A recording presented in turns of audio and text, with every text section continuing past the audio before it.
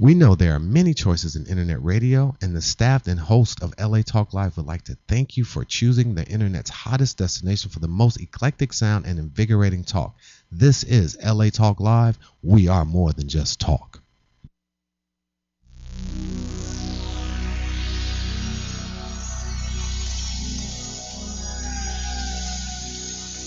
Hi, and welcome to Talk Up Your Biz. This is Jean Noel Bassior, and this is a show that usually I co-host with Susan Levin, but she's out today, and so I have a special co-host who is my brother, Rick Fleischman. Hey, Jean, how are you? Hi. Hey, we're both pretty busy, so it's really good we get to This is the only way we get to see each other. Yeah, why not host a show? Yeah.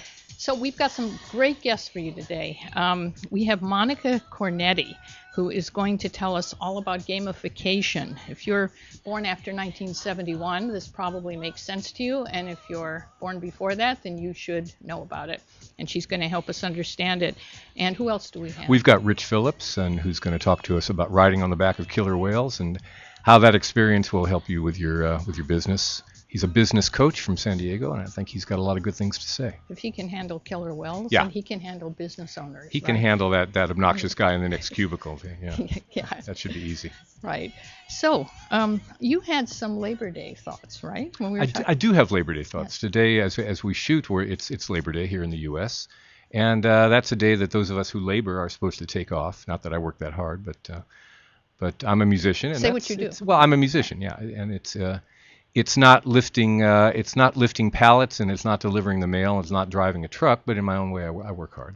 And I think that should be mentioned, because a lot of the people you have on this show are people who talk about business, and they talk largely, I think, to management or people who are aspiring to be management. Right. But not everybody is management.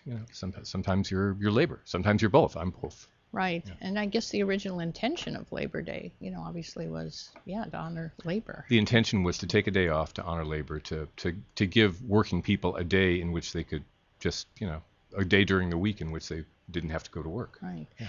But you do work hard. You have visual music service, right? I do. I have visual music service. Yeah. We do music for film and television, and we're busy. And I'm playing, myself playing guitar and composing. So I mean, it's work, but it's kind of, when you put it next to somebody who's really breaking their back and really working hard in a physical way, it's right. I'm very lucky to be able to do what I do. Yeah, you can do what you love, which is an amazing. I do what I love all the time. Yeah, an amazing thing. Yeah. So this show, as Rick was saying, does a couple of things. Susan Levin, who co-hosts, has speaker services, speakerservices.com. And we have many people listed with us who go out and speak about what they do.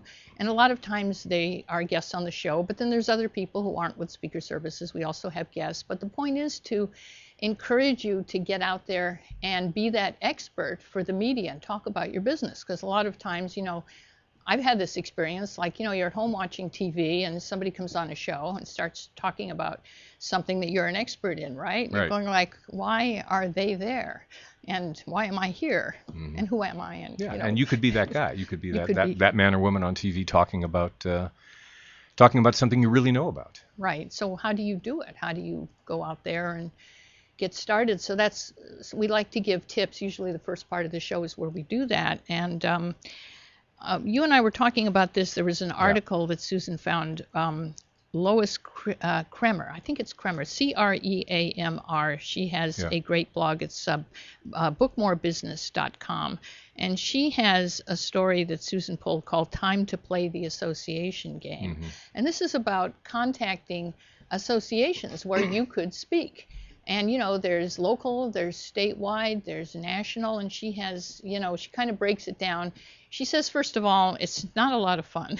No, it's not a lot of fun. And you said that you would run into I know people who do this in the course of being a musician. One of the things you do is you play what we call corporate affairs, which are, the end or the beginning of a convention where they have a mixer, or where they have a dinner, or where they have a golf tournament with award shows and all that. And it's very lucrative for the people who book that kind of music. There's a lot of money in that, and it's jobs that renew themselves every year. So I've known people who do that for a living, and one of the things that they do is they cold call, which is an awful process, and one of the reasons I would never want to do that. But they cold call literally hundreds of people every week and say, my band played at the last whatever it's going to be convention. Wouldn't you like to have me at your convention? Or did you see me at the convention? Wouldn't you like a band like that? Or how can I help you? That kind of thing. Because the hope is you hook these people in, they get to trust you, you build up a relationship with them. You go back year after year after year. And there's another sort of a side benefit from it was eventually their sons and daughters get married, and so they call you for the weddings, or they know somebody. So it sort of builds into a renewable business. Right. So if you're proactive and you have to be proactive. It's the only way, because at the time that this was a big business, this is since fallen off and become a minor part of the music business. But 20 years ago, when this was a major part of the music business, there were so many people doing this, and there were people doing this from all over the country, that you really had to do it before the next person got in. So yeah, you had to be on the phone all the time. And the music business is, I think, a great example of something that's changed, because in my former life as a musician, I mean, I remember when you used to play weddings and parties and bar mitzvahs and everything, and now a lot of times it's DJs, right? It's overwhelmingly, except for the very top end of it, and ethnic groups who are used to having live music. It's all electronic entertainment, and that's evolution. That's just the way it goes. So you have to, like, I guess, with musicians, though, you could still get into these corporate. I mean, that seems like it's more important than ever. It's actually going away. There's still some of that, but that part of it has gone away. Partially because it's so easy now for amateurs to do this and to do a fairly good job of just plug. We call it around the house, we call it Uncle Eddie with his iPhone. Instead of hiring a band, well, that's okay. We'll just get Uncle Eddie. He'll plug his iPhone in. Can we rent a PA system from you? You know. So, I mean, if you want to hang on to every little fingernail's width of the business, there are people who are calling now these companies and saying, hey, I'll rent you the PA for your next corporate affair where somebody's going to be speaking. Someone like one of our guests could be speaking, and the facility might not have a PA system. So it's something that what used to be called a music office can do to have at least some little piece of it going. But the big part of it has gone away. But everything changes, you know. Right. Look what we're doing here that you couldn't have done for love or money for this kind of budget 20 years ago. You know, yeah, it's impossible.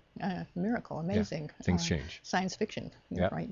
So, Lois Kremer in her article suggests that maybe start with local or statewide associations.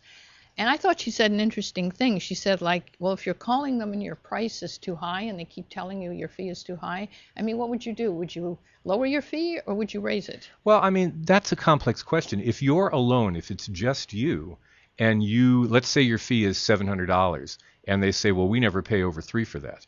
If you can pay your bills charging them $3 and getting in, that's probably a good idea. But if you're somebody who's got other mouths to feed, you have an assistant, you have an office that requires rent, if you start coming down, then there's no floor. Yeah, like get your foot in the door, right? Well, if you can afford to get your foot in the door, I imagine that's a good idea. But if you have expenses that are germane to doing your job, then at some point you have to say, well, no, I can't go any lower, because if I go that low, the next person is going to want that price too. And eventually I can't pay my assistant, I can't pay my office rent, I can't buy cartridges for the printer. So it's a personal decision. Obviously, the leaner you are, and probably Rich Phillips would have more to say about this, but the leaner that you run, then you can probably afford to lower your price.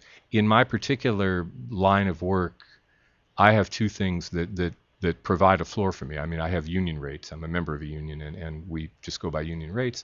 And also I have a point at which I'll say, I'm not interested in the business. I'm not interested in a race to the bottom and trying to facilitate the marketplace, making for a lower fee for every subsequent job. I'm not going to be part of that system. So not everybody can do that. No. You know? Well, that's a good principle, I mean, to have. And again, I'm lucky to be able to do what I love. You know? Exactly. Yeah. And she says an interesting thing. She says, well, keep your fee high and shoot for the national level. Exactly. Which I thought was an interesting response. And I guess there are two sides to that question, because even though I do totally agree with you, it's not good to lower your rates, really.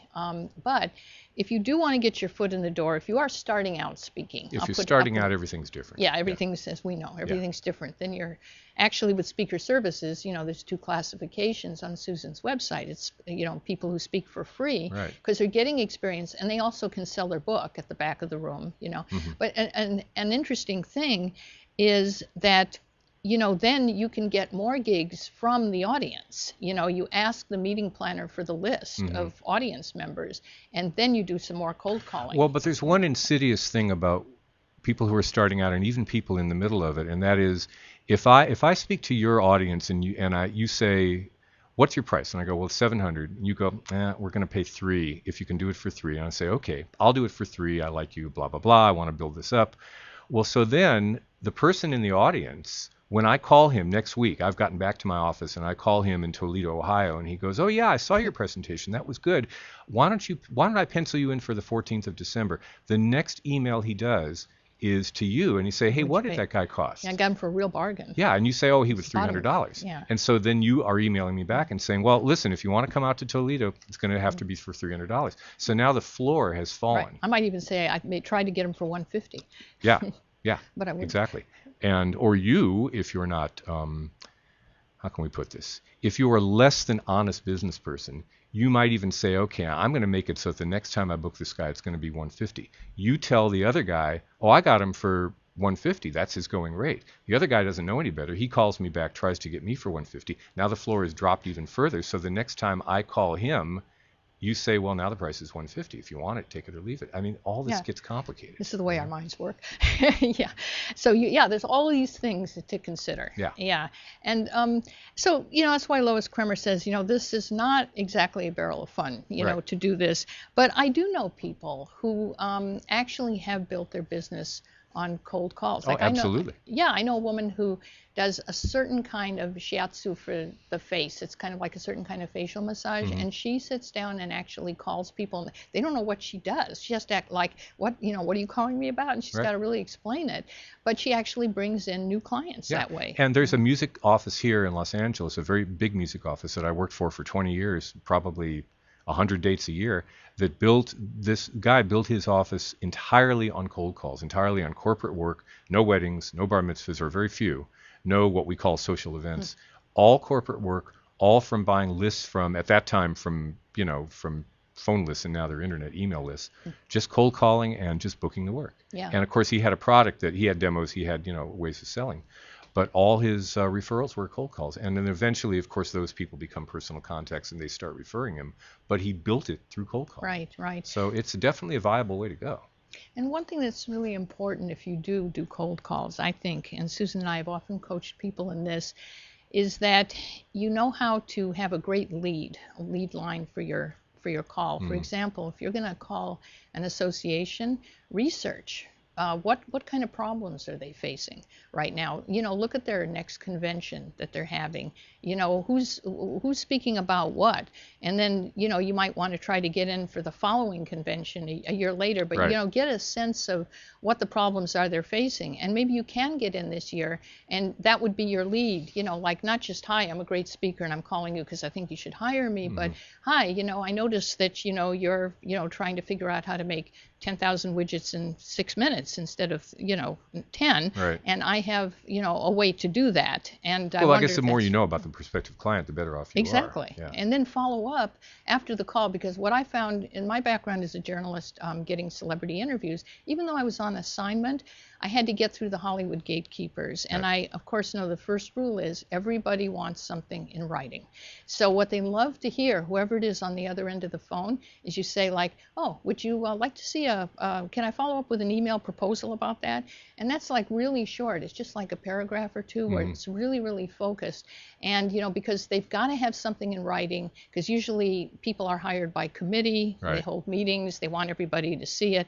It's, ultimately there's a decision maker, but sometimes it's a bunch of meeting planners that get together. So you got to know how to have a great focused follow-up proposal. Right, and the politics of that, the internal politics in the company get interesting too, because there's always a committee, like you said, and these committees, mostly people don't want to do this, so there's usually one spark plug that does it year after year after year after year.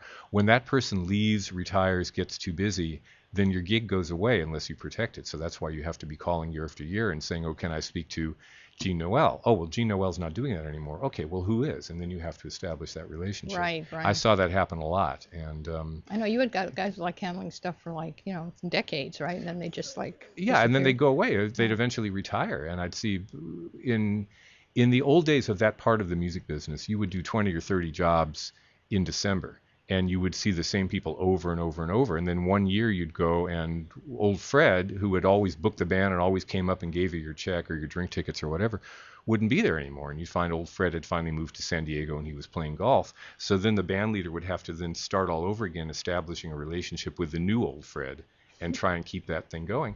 And a lot of times the new person comes in and they have their own connections or they have their own ideas about doing things. So, Yeah. you're bucking that. Yeah, that's exactly what she says, actually, that she says if you don't make it in for this year, she goes like, well, you got to start the process, completely over Yeah, again. you're starting all over again. Yeah, next year. So, yeah, I mean, it's one of the things that people don't realize is, even if you list yourself with Speaker Services or SpeakerMatch.com, there are places where there are paid listing services on the web, which are different, as we discussed before a previous show about different from agencies, but it always helps to be proactive. It's Sure. really hard to get around that. So, Lois Kremer, again, her blog is bookmorebusiness.com, and I always find that she has really, really great tips for speakers. So another thing that you and I discussed was about, recognizing your own uniqueness, because a lot of people don't really understand what it is that makes them unique, and that's really important. Well, I mean, my point of view has always been you're never really auditioning. They either want what you are and what you have, or they don't. And if you're, to the extent that you've commodified yourself, when there's 9 million people who do exactly what you do, then basically people are either shopping price or they're shopping this immediate sort of relationship spark. And if neither of those are there, if you're not the lowest priced person in your field, or you're not hitting it off with that person on the other end of the line or the email, then you're not going to get the job. And if you're just one of 9,000, your chances of getting something are pretty slim, So how do you recognize you have to figure out what you are. I mean, you have to figure out what it is you do. I know as a guitarist, there's certain things that I'm good at. There's certain things I'm like really, really good at. There's certain things I can do because it's part of my trick bag, and there's certain things I'm not good at all. So I have taken myself out of the running to do those things that I'm not good at. And I also know, like in the field of live music, there's people who, what we call hear with your eyes. There's people who will look at you and make assumptions about you, whether or not those assumptions are true. So I don't go out for those gigs. If the gigs depend on somebody having dark black hair and being 25, it would be idiotic to go after those gigs. If, on the other hand, it's something I know I can do and my appearance is not that important, it would be idiotic not to go after the gig. Right. So you have to narrow it down to what it is you can do. You have a better chance of actually getting the job. If you're a commodity, then it's just like pork bellies or wheat or futures or anything else. What's the lowest price? How can I get this lower? And if you keep, again, coming back to that same thing, if you keep lowering the floor, it's bad for everybody. True. Yeah. And in your business, I mean, in visual music service, actually, I mean, like, because you work for film. Yeah. People film do and TV. need that black-haired person, 25, right, who looks a certain way for a certain scene in a movie. But I'm not right? that. So I but I mean I for can the book people that. you book. Yeah, but I can book Yeah. that. I have Right. a database rich with people with dark hair, light hair, gray hair, Right. Guitar players, whatever it's And what I gonna was be. kind of getting at is what we talked about last time you were on the show was because this ties into contacting people and going out there, is you want people to send you like exactly the materials Yes, that you ask for. exactly the right And that's thing. what Susan Levin and I find is, even for this show, like a lot of times we'll say like, send us like 2 or 3 paragraphs about your book and, a few questions. And people will say, oh, go to this site, go to that site. You can find out all about me here. And then I want to have a meeting with you. This came up last week. And let's do a pre-interview. And I can tell you all about what I do so you can really understand me before I come on the show, So in other words, they're not really following directions. Not following directions. No, yeah. because we don't have time to Right. do all that, right? Right. So you run into that as well. Well, I mean, the thing is when you're, and I'll be the first to say, I'm not necessarily, I don't really have a business head in that way. I'm always thinking of the creative part and all that. But you have to think a little bit about the person you're dealing with and what their problems are if you want to understand why you're getting the jobs or not getting the jobs. And if you're trying to make somebody work really, really hard to hire you, you're probably not going to get hired. Unless you do something, if you're the one guy who plays upside down, backwards, 9-string bass. Left-handed, yeah. Then you'll probably get the gigs. But if there's 1,000 guys like that and you're trying to make somebody work really hard to pick you out of the crowd, you're not going to get the job because there's too many other people who are going to say, oh, okay, what time do I be there? What should I bring? Okay, Right. see you there. I mean, you can't force the issue too much. Right, right. So these are, things that we kick around because we're kind of both self-employed and always have been, and we've had to go out there and kind of hustle. And to it's get... not for everybody, folks. That's true. Right. There are certain definite things about 9 to 5 that kind of know when you're working and when you're not working. Well, yeah, but I mean, you have to be a certain kind of person to think that it's a good thing to wake up every morning and essentially be out of work, or to go home every night at the end of the job and say, well, gee, that was a nice job. Wonder what I'm doing tomorrow. Not everybody is built that way, and it's good because some people have to be consumers of what I do as well, But it's not for everybody. But if you're doing what you love all the time and you're in total control of it, it's great. Yeah, that's the magic. It can go off the rails quickly, but that's why it's not for well, everybody. You've managed to keep it going, which is really I have, amazing. and so have you. So. Sometimes. So are you trying to influence and motivate people? Well, why not turn what you want people to do into a game? And this has actually become something called gamification. And our next guest, Monica Cornetti, says that if you're working with people born after 1971, that this strategy is going to seem perfectly normal to them. So how does it work? We'll find out after the break when Monica joins us. This is Talk Up Your Biz.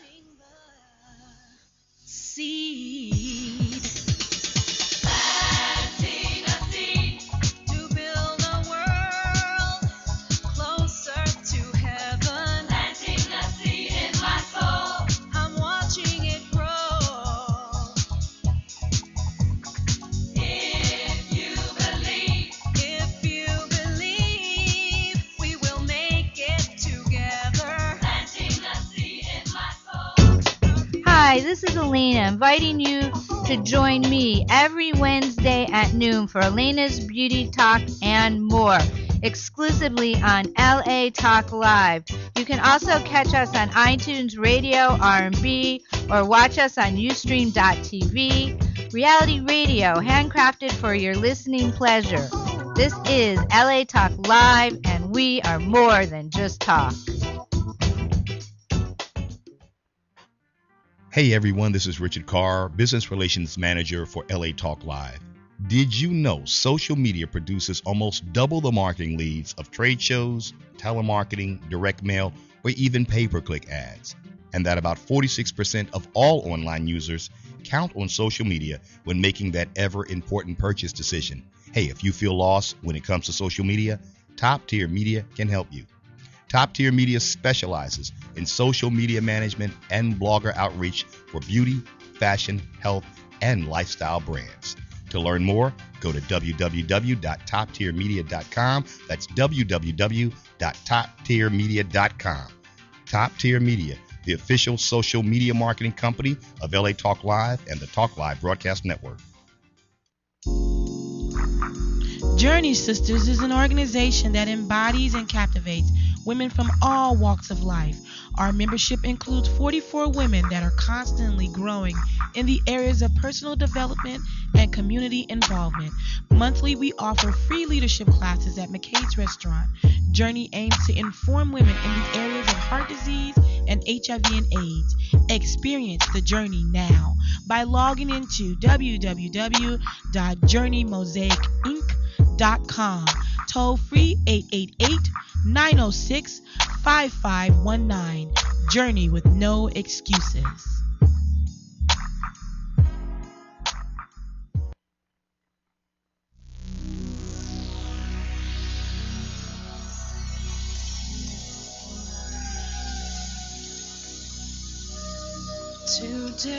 Hi, and welcome back to Talk Up Your Biz. I'm Jean Noel Bassior, and usually this is, I co-host with Susan Levin on this show, but she's out today, so my guest co-host is Rick Fleischman. Hi there. Hi, happens to be my brother. And you happen to be my sister. That's true. Right. I guess that works. So we have with us Monica Cornetti, sitting here between us, and she is the author of the newly revised Totally Awesome Training Activity Guide, Putting Gamification to Work for You, and the upcoming What Were You Thinking, right? Which is a question I always ask myself several times a day. And you have been featured on the cover of Bloomberg Business Week, which is really impressive, and called one of the best entrepreneurial training experts. And your clients include Shell Oil, Procter & Gamble, the Nature Conservancy. This is like really impressive. Thanks, Gina. So let's start with the basics. Like, what is gamification? Well, when I say the term gamification, I get that confused look as to what is that? And gamification is a relatively new trend, but it is one of the hottest trends in engaging people, changing behaviors, and motivating people to do things that maybe are difficult, take a long time to achieve, or that they really don't want to do. And the basic definition of gamification is where you take game elements, which is what we use to play a game, and game mechanics, which is the psychology of gaming. What makes gaming fun? Why do we play certain games? Why do we keep going back to them? And then you use those in non-game contexts to change behaviors, motivate, solve problems. And so you're taking gaming and putting it into a business setting. So are people playing games? Like, how does this work actually? Not actually playing games. It's different from playing a game. You're taking the game elements and mechanics and putting it into a framework that you can wrap around a story, and certainly include things like points and badges and leaderboards. But you're not just stopping there. You're looking at who are the people that we're trying to get them to do what we need them to do, what will motivate them, because different things motivate different people, and how can we wrap this all together, still making it fun. So it sounds like a lot of strategy. There's a lot of strategy, just like in designing a marketing strategy or a strategic plan for your organization. Gamification is the same thing. Yes. I think a non-business non-business use of gamification is Foursquare, if you're familiar with Foursquare, that a lot of people are into, which is it's not a business tool, but it's making a game out of just saying where you are, letting people know where you are. And it's actually they were one of the forerunners in Right. gamification, because when you checked in, you got points and Points. badges. You could be and the then mayor of you could become the mayor. the mayor of LA Talk Live, or the mayor of your And in local bar, whatever it is. And Right. certain restaurants and bars would then reward Yes. the mayor when the mayor was in, Yes. or they would reward the other patrons when the mayor was in. Right, which so, is a strong can't remember the word, but a strong reason for the mayor to then want to do that, because the patrons, his friends or their friends, will say, hey, if you get more points, we get more drinks. So why don't you keep coming and back. it's a great way to keep coming Yeah. back to the same And place. actually, one of those Incentive. motivators is, and it's when we talk about game mechanics, it's status. Right. So to become the mayor, in fact, I have a really close friend who would frequent one local establishment, and he was always competing with one of the other patrons to be the mayor. So Right. he'd go back in twice in one day just to maintain that mayor status, which is changing behavior. It's not really logical to No. go to a restaurant twice just to maintain mayor status. No, not just to do that, and it also calls attention to the fact that you're spending too much time in your local bar or restaurant.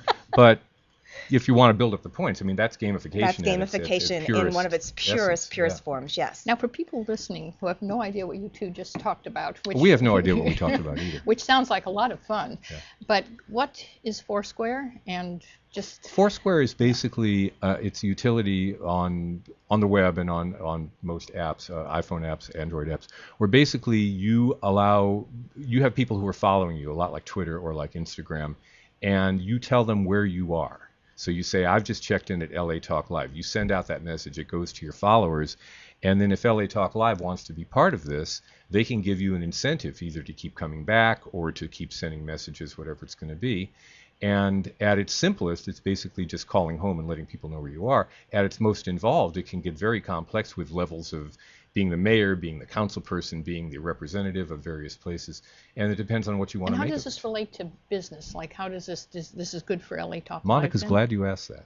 Well, and that would be there's three different types of gamification. There's internal, where I need to engage or motivate my employees. And then there's external, where I'm wanting to build my brand, draw more customers to my business. And then there's another fascinating arena, which is behavior change. And that's a whole, but in business then, like the restaurants and bars that use Foursquare and use it effectively, it helps to bring people into their establishment, which we all want, and it's not costing them. It's kind of like a soft money exchange, or they are rewarding them by taking 10% off a dessert item if they purchase a dessert.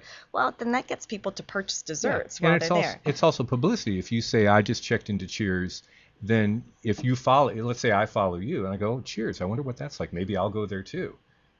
And maybe I'll ask somebody else. And then all of a sudden, Cheers has 2 people coming that weren't there before. So it really, I'm a professional speaker, and so I travel a lot. And for those of us who travel, we count on each other to let us know good places to go on the road. Because when you're in a strange town, and so you can get your Foursquare to post to your Facebook, and we can see, they kind of review it and tell you it was, the great food, great apps, great drinks, great environment, whatever. Yeah. And so it's building. It ties in with Yelp and other things like that too. Is that related to swiping the credit card through That's another form of gamification because for your smartphone, I should say for people. Yeah, right? Is that related to, I thought Foursquare was a kind of a device that you could... you're thinking of Square. Which is okay. That's the device you attach payment. to. Yeah. So, no, it's a little different. Yeah. So I'm just, for people that probably have never heard of this before, so gamification, I was just trying to clarify that. Gamification is putting more fun into... It sounds like that's what it does. And we have, play is so much fun right now that real life has really fallen behind. And play is accessible. If you look at what people are like, even with endless things to do, we have so many choices. One of the number one complaints that people have is that they're bored. They don't have anything to do. And, when we think about, it's really time for you to put down the games and let's get to work. But that's one of those kind of old school thoughts that doesn't really matter. So the line is getting thin. It is. And how can we make things more engaging and fun so people will choose to do it? We have so many choices. How will they choose us? And gamification is just another way to do that. A popular one right now during September and October is McDonald's Monopoly game. Now, they are using Monopoly, which is a little off of gamification, but it's changing behavior. People go in to buy, a soft drink or French fries, and they peel off that player piece for a chance to win $35,000, a brand new car. In all likelihood, you're going to win hash browns. So that's part of gamification, it is, too, right? Because it drives revenue. It changes their revenue at McDonald's annually since 1987, when they started using Monopoly as a marketing tool. Their revenue during these months increases on average 6 to 7%. Wow. That's a significant increase because I'm taking a chance. And here's the thing with that.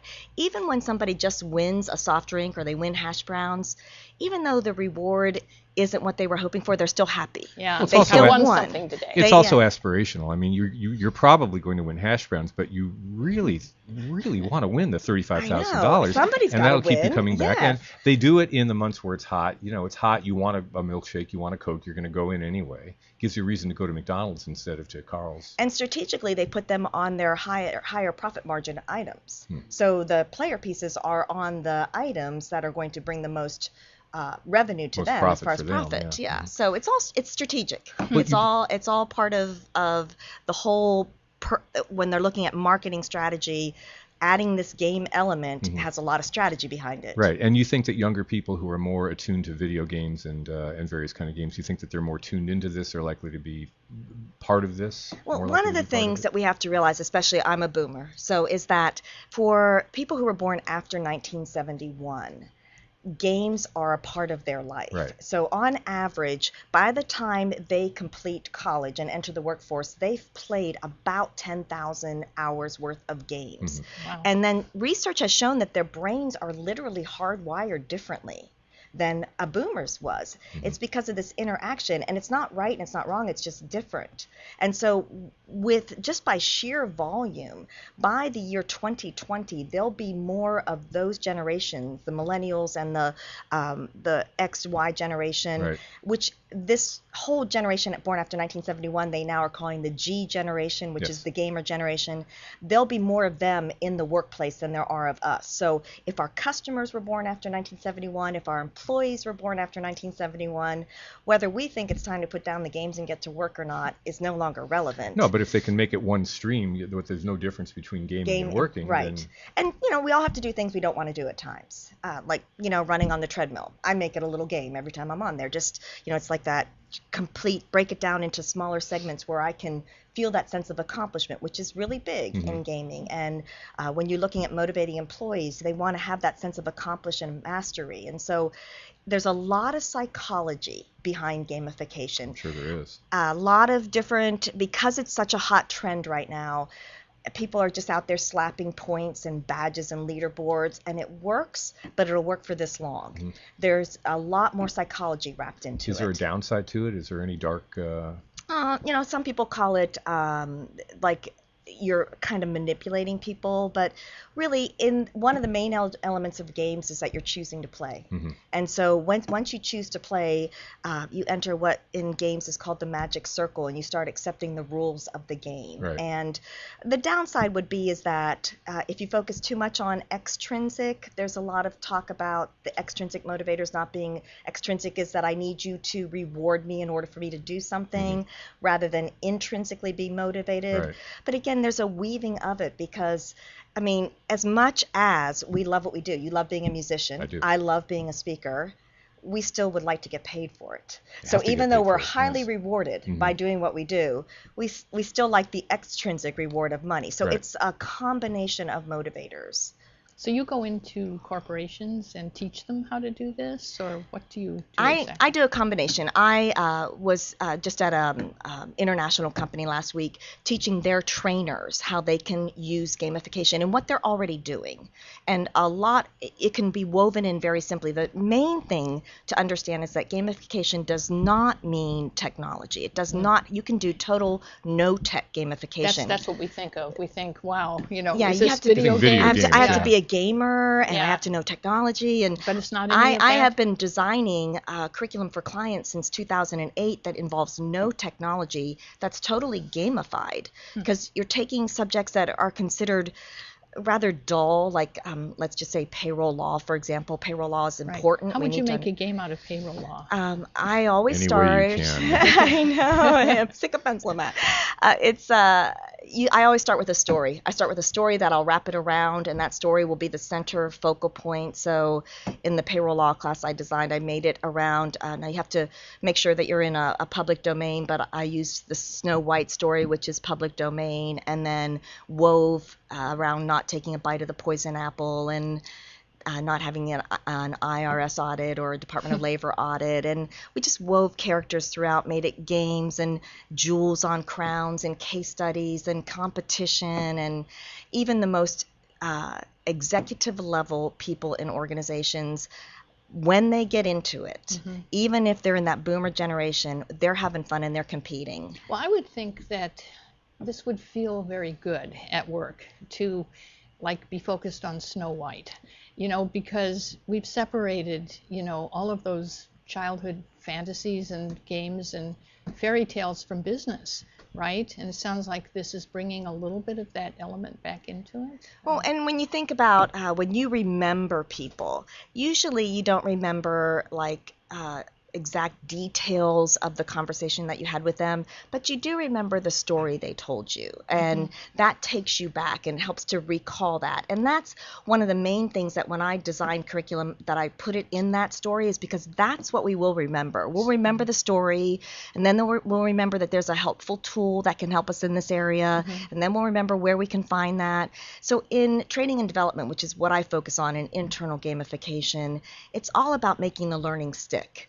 If you're going to spend 6 hours of your life learning acronyms and language and details, and how will you remember all that? The memorization will be gone very quickly. But if we can use it in some format that it'll make it stick for you so you can apply it and then remember it and use it, then it benefits both you as the employee and the organization. So images, myths, stories. Yeah, all games. that. A quest, Right. wrap it into something that's a challenge instead of learning objectives. By the end of the session, you'll be able to. It's a challenge that we have to solve. Almost like the hero's journey. Exactly. It's exactly like the hero's journey. That's exactly right. Is that what your book is about? Like how to implement My book this? includes 50 activities since I've been doing no tech. So these are just the activities that I've developed and I use in any training, and I wrote the book on it. I still carry the book with me because there's times when you just need to pull something out. So, and then there's 10 chapters in the back on the basics of gamification and how you can today start using it without some kind of platform. Now, there are a lot of platforms, and as the trend grows, so it became a Google trend in 2010, and at that time there's about $100 million being spent. By 2015, which is a year and a half away, it's projected that it'll be 2.8 billion in gamification. That's exponential growth, isn't it? And so and a lot of that, there's lots of new things that are coming out into the marketplace every day that can be used for client engagement, customer engagement, and also internally. What's the best way for people to get in touch with you? My website is my name, monicacornetti.com. And for Cornetti. That's right? correct, yes. monicacornetti.com. Yes. Great. And there's a gamification link there. If they want to get started right away, I have a free white paper. There's a free 30-minute video on what is gamification, so they can start diving in right away. Very good. Well, thank you so much for telling us all about this. Thanks, Gina. I had no Thank you, idea. Rick. It was great. Thank you. Foursquare, and I'll have to really get up on that. So stay tuned, because after the break, we are going to be joined by Rich Phillips. And Rich learned at an early age how to inspire and coach a creature without language. Rich is a former killer whale trainer. And like killer whales, business owners have their idea of how something should be done, which may not always be the best idea. So Rich makes an excellent coach, really help you with your business. So stay tuned. This is the Book Beat. I'm sorry. The Book Beat. It's not the Book Beat. Talk folks. Up Your Biz. It's Talk Up Your Biz. On LA Talk Live, where we're more than just talk. Right.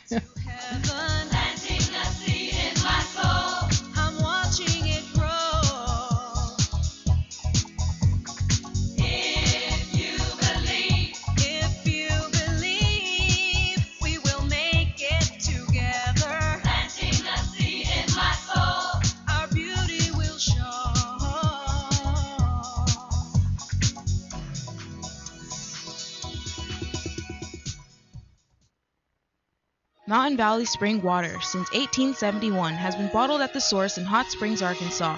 Twice named the best tasting water in the world, Mountain Valley water is naturally alkaline and bottled in glass, providing the perfect blend of nature's minerals, giving you a crisp, clean taste. To start your home and office delivery in Southern California, call us at 1-800-499-9982 or visit us online at www.mountainvalleywaterla.com.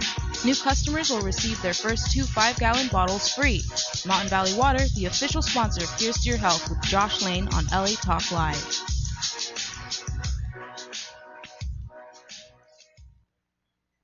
Hi, this is Dr. Levi, your fitness doctor, making a personal house call, inviting you to join me Wednesday at 10 a.m. Pacific for my all-new show, The Dr. Levi Show. Join us as we discuss fitness, health, and well-being, including emotional and spiritual health. So don't forget to tune in to The Dr. Levi Show every Wednesday at 10 a.m. Pacific, exclusively on latalklive.com and the Talk Live Broadcast Network. You can also catch us on iTunes, Radio R&B, or watch us on Ustream.tv, or catch us on the Live 365 network, and now on Radio Flag and Stitcher Radio. Reality radio handcrafted for your listening pleasure. This is LA Talk Live, and we are more than just talk.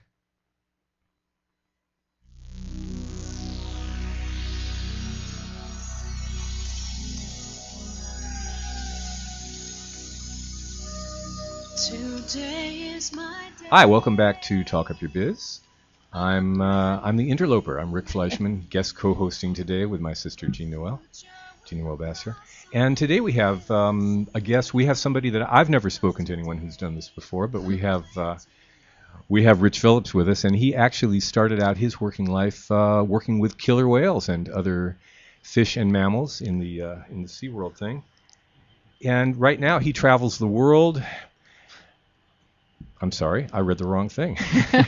Do you travel the world? Do you travel the world? I have traveled a bit. Yeah. See, it's all right. That's why I'm the guest co-host. Anyway, you were the first to get the title of behaviorist at SeaWorld. I didn't know SeaWorld had behaviorists, so we'll talk Correct. about that.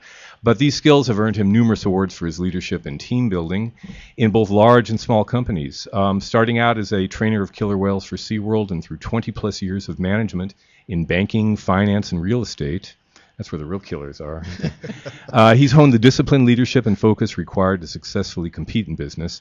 In his business coaching, he combines lessons he learned from the 18,000-pound killer whales, the most feared predators in the ocean, with management techniques that motivate business owners, which are the second most feared predators, I think, in the But I correct. have The to ocean. know, what is it like to ride the back of an 18,000-pound killer whale? Well, it's kind of described as sitting on the back of a locomotive would be the easiest way to look makes at sense, it. yeah. You have a rather large expanse in front of you, and you're just hanging on for dear life, and hopefully you're going to walk away after it's over. And the second question is, why would you want to do this? That was my first Yeah, question. You know, that's a hard question to answer. You kind of go through life looking for risks, and for me at that point in time, it just seemed like a really fun thing to do. I'd worked with animals before that, with horses and so on. It was just kind of an extension of doing that. It So, seemed like a good thing at the you would time. wake up and go like, I want to be a musician. Yeah, Makes but sense. I mean, also we rode horses when we were kids. I mean, Yeah. horses give you some communication. Correct. There's a feeling I get with a horse that I could communicate with this thing if only I had the chance and perhaps enough hay. But with a killer whale, there's a language barrier that's very intense there in terms of understanding and relating. I mean, Sure. how do you get to the point where you're really communicating with a killer whale? Well, it has to do with really your approach of coming forward, the intent that you have when you sit there. You can read the animal, just like you said with the horses. You know, my experience with the horses with my dad was you had a certain amount of trust. You learned to look at different signals. They would give you body language. Oh, yes, You know, they definitely do. 80% of the communication you have anyway in life is the way you hold yourself, the way you move, and so on. So you start picking up keys on the killer whales when they're upset. Their eyes get big and dilated and turn red, and you know it's not a okay. good time to jump in You the don't water. want to see that. See, I don't know this yet. All right. But with all the animals, it's any animal, they give you cues ahead of time. It's a wild predator, and you just got to be very, very diligent and consistent in your watching them. Right. So this would seem that it really would make you a very unique business coach, which you've taken these lessons that you've learned, and Right. how do you apply some of them to business Well, coaching? again, it really is how do you communicate? When I talk to a business owner, it's getting him, how does he communicate to his employees through body language what he wants them to do. You know, he's not always going to be there to tell them what to do, so he's going to learn how to delegate. And a lot of that is by watching them and knowing that they'll go ahead, because I'm looking out for them. As an owner, I really want them to be successful. Right. They're going to turn around and take care of me as the owner, because they want to stay employed. They find that they get rewarded, just like the guest earlier was talking about. There's other things besides money that motivate people. It's like silent signals. One thing you picked up, like Absolutely. You start understanding that when we talk about going in with the intent of helping the other person. And if I can convey that to the killer whale, that I'm not here to hurt them, I really want them to perform it to their best level, then you can take that same knowledge forward with people and work that way. So you have a story about when you started out was it SeaWorld? Yes. At SeaWorld. You worked in the most disgusting, least desirable job. And actually, I used to have friends who were with the LA Sheriff's Department, and the Sheriff's Office starts out every cadet works in the jail for the first year. Sure. Because you're seeing the absolute worst part of the system. That's the theory. So tell me about being in the fish house. Well, the fish house, the name is very descriptive. It's a house that housed all the fish that the animals would eat each day. And dead fish, we should mention. they are dead fish, Right. yes. They're frozen dead fish, thousands of pounds of dead fish. Yeah. And it doesn't really smell all that good when you're thawing them out for the morning. But it was a rite of passage for each trainer to work in this particular facility for a period of time. And most trainers did not like it. It was a disgusting place. You'd go home take a shower, get cleaned up, and you walk out, and you still smell like fish, and all the cats in town are hanging around your doorstep, and you Yeah. don't really understand why. Right. You have scales on your hands that, or other parts of your body that you go, how did those get there? Yeah. You know, I thought I took a shower. So what did you learn from this? Why did you come out the other side of this feeling so good about the experience? Because Well, it doesn't sound like fun. It really doesn't. But what I learned in life for me was that in the darkest, dankest place at SeaWorld, if I did the job to the very best of my abilities, I went in with it with the intent of doing the best ever, I got recognition for it. So other people noticed how I was able to do this. Mm-hmm. They noticed the relationship. Part of the duty of Fish House was to work with the other animals that weren't doing shows. Mm-hmm. And I had developed some certain relationships with some of those animals, and the director, my upper line people saw me and said, obviously Rich has the intent of working with these animals in such a way that they work with him very well. Mm-hmm. So we'll move off of this, but I have one final question about the fish house, and that is, are there people who stay in the fish house, like old Fred, who's been in the fish house forever, and they give him fish sticks when he retires? Or there whatever? is one guy. There's usually one guy who maintains 5 days a week. That's his position. But the 2 days for years, and he really liked it. Oh, okay. So well, if he likes it, then okay. Yeah, he was All right. different. If Fred likes it, then Fred should do it, right? By all means.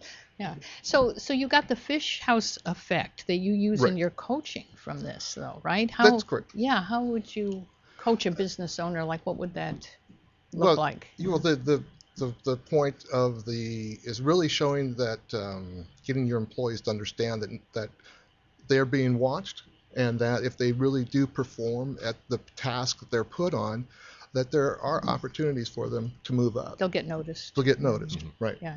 And positive intent that you say, did that sort of come out of this as well? Yeah, that's this kind of little magical thing that we have inside of us, and if you go at some point in life, you realize that the relationships you're involved are really about you and how you enter into them. So if you enter into them with the most positive of aspects, they really grow and reach their full potential by doing that. Mm-hmm. And you say something, I love this quote, it reminds me of our previous guest who talked about gamification. You say being in business should give you more life, but often it sucks the life out of us. That's correct. Isn't that true for a lot of people?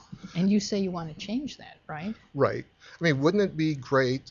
The statistic is 80% of people do not like what they do for a living. Yeah, they go to work and hate what they do. Amazing, isn't it? Wouldn't it be nice if 80% of the people went to work liking what they did? Well, yeah, probably everything would run a lot better if that was true.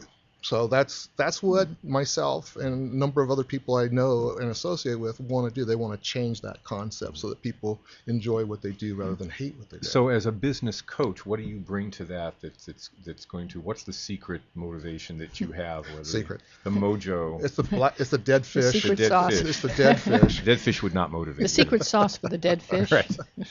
Well, I think if you call it the secret sauce, is really that as in leadership positions, you are really responsible for those people that you get to touch. Mm-hmm. And so what we try to convey, or what I try to convey through my book and through my working with my owners, is that it's really about them. If you didn't have employees, you wouldn't have customers, you wouldn't have a business.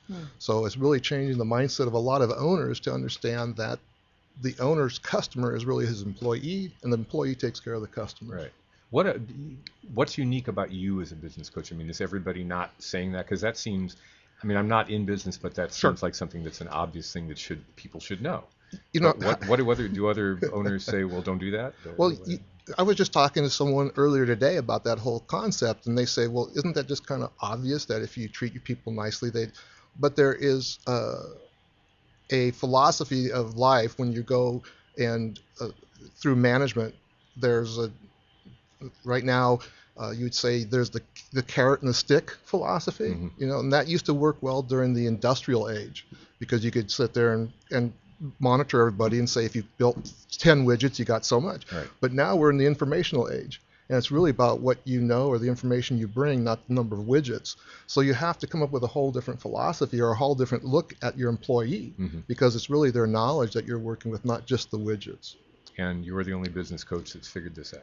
I'm not the only coach that figured it out, but I'm the only one that works down the line of what do you do with animals, what do I do with my personal life, and how does it transfer into. So you've got a unique perspective on this. I hope so. Yeah.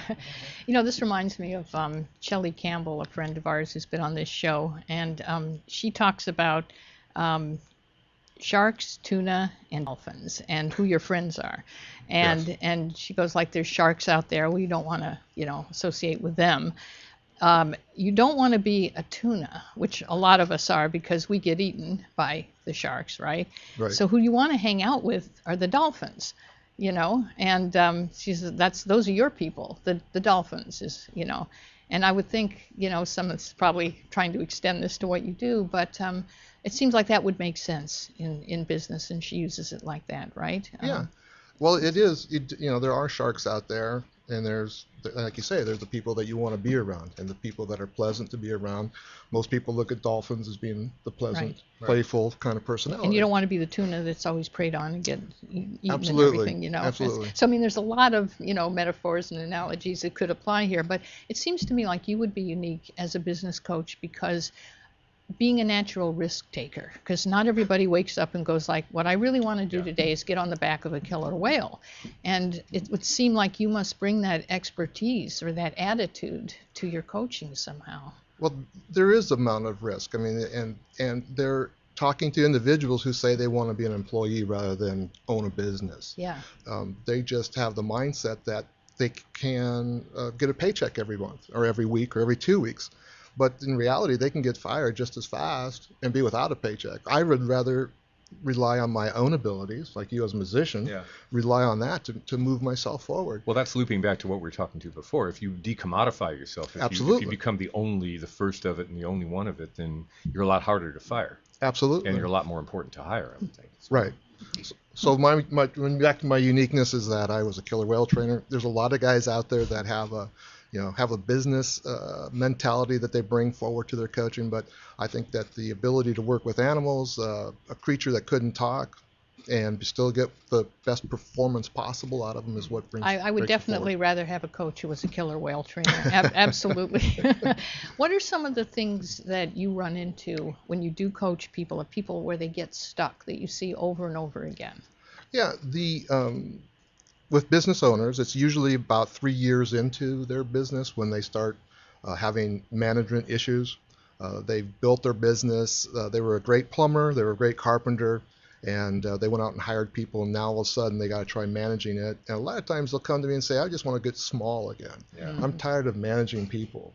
So I tell them there's 3 areas to a business. There's the entrepreneurial side, there's the managerial side, and then there's the technical side. So to be a really good entrepreneur, you really kind of get away from the technical side. You don't want to be the best plumber anymore. You want to be the guy who hires the best plumbers. And that's what the managerial side and the entrepreneurial side is. And that's what I can help them do. That's what, as a business coach, do is bring that forward, bring that piece out of them. Because Make that shift. Make the shift. It's really, and it's a tough one to do. See, I've found that in music anyway, and it's really is the only thing I know about is music, but there aren't too many people who are good at all 3 of those facets. I'm certainly not. I have no interest in the business part of it. It's just like, please get this out of the way so I can play my guitar or write the song or whatever. But in the part of the music business we were talking about before, the people who were basically small business people who were trying to book corporate work, that kind of thing, weddings, bar mitzvahs, blessed events, these were mostly musicians who decided they wanted to make more money and realized the only way they could make more money is by being an entrepreneur. That doesn't mean they're talented as an entrepreneur, and it sure doesn't make them talented as a manager. Right. But yet they're trying to juggle all 3. Is it, if you're not born that, can you become that, or is it sort of in the genes? Well, it's part of it's that risk taker element that you were asking about, is that. But the other part it can be taught. I mean, that is what I do is I have a transfer of knowledge from myself to the business owner. I like to quote Richard Branson, who says, if you can run one business, you can run any business, whether it's $1 million, $10 million, or $100 million. It doesn't change. There's still communication problems, there's still management problems, and there's still hiring problems. Yeah, just more money, more problems. The bigger it gets, the bigger the problems. Right, and they're all the same. I mean, each owner has that same issue. So right now, the biggest thing I'm helping owners do is hire the right people. Because sometimes owner will say, boy, my business is out of control. I can't hire the right people. And I go, well, Tony, maybe you get what you deserve. Yeah. You know, There's a lot of good people out there looking for jobs right now. I think it'd be a good time absolutely, for that. absolutely. And there's a formula for doing that, and like I say, the transfer of knowledge from myself, so they can not only run their plumbing business, they can take it and run any business that they might want to develop for themselves. And that would be something like so basic, and yet to them it was probably invisible. Like, they didn't know that they were hiring. Right. They didn't know why they were hiring the wrong people. It just, they thought all the wrong people applied for the job probably or something, And that's usually the way it seems to them. Right. And a lot of times you draw those people to you because Yeah. you're not focused yourself on what it is that you really want to accomplish. Right. If someone's listening who has a small business out there, do you have a quick tip for them? A quick tip to them: get a business coach to help you to help guide Recommend you. anybody? I happen to know a guy Yeah. who does a great job. He used to train killer whales, Yeah. by the way. Wow. It was really neat because he could walk into a room and you say, "Has anybody ever trained a killer whale?" And he's the only guy who raises his hand. Yeah. Does he smell like fish, though? Not anymore. Okay. Once upon a time. You are working on a book, right? Or do you Yes. have it? Is it done? It's been written. It's in editorial Okay. finalization. If Do you have a want to title? call it. It's called the Fish House Effect and writing killer whales and influencing business owners. When is the release date? Release will be October 15th. October Okay, 15th. great. And it'll be on Amazon and all the usual places. All the usual places. So How they can can find people- out about that at www.business, what do we got? businesscoachphillips.com. That's one, or they could also www.coach Rich Phillips. Coach Rich Phillips or businesscoachphillips.com. Yeah, everybody calls me Coach. It just kind of fit Great. everywhere I've been. All right. Thank you so Well, much. thank you, for- Rich. Yeah. It's been fascinating. I appreciate it. Yeah, thank you very much. And so stay tuned for the book beat coming up in half an hour. This is Talk Up Your Biz. And so for Susan Levin, who's not here today, and thank you, Rick, for co-hosting. Thank you for having me. It's always fun. It is always fun. Yeah. And so this has been Talk Up Your Biz here at LA Talk Live, where we are more than just talk. We're also fish. The future will blossom magnificently, 'cause today I'm planting the seed.